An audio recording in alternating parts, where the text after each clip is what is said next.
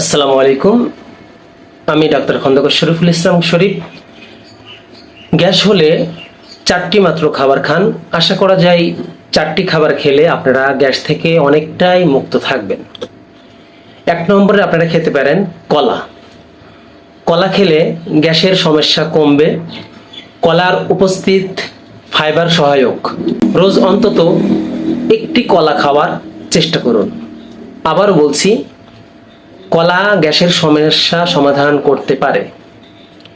কলায় উপস্থিত ফাইবার সহায়ক। রোজ অন্তত পক্ষে একটি করে কলা খাবেন। 2, খেতে পারেন ডাবের জল।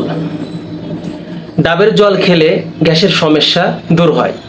অ্যান্টিঅক্সিডেন্টে ভরপুর এই ডাবের জলে। উপকারী মিনারেলসও রয়েছে। 3 নম্বর, গ্যাস বাড়লে দই খেতে পারেন। দই খাবার হজম করতে সাহায্য করে।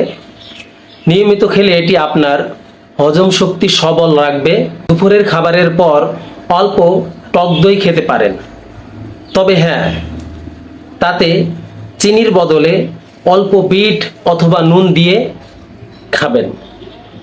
আবারও বলছি, আপনারা যদি কেউ টক দই খান সেক্ষেত্রে চিনি না দিয়ে সেখানে বিট অথবা হালকায় অল্প একটু লবণ দিয়ে টক দইটি খাবেন।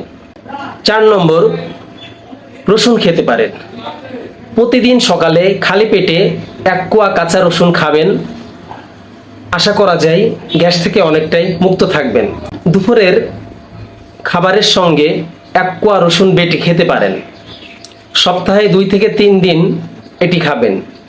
এটি পরিপাকের জন্য বেশ উপকারী। প্রিয় বন্ধুরা, আজকে আমি যে 4টি খাবার খেলে গ্যাস থেকে আপনারা মুক্ত থাকবেন এবং উপকার পাবেন, 4টি খাবারের কথা বললাম।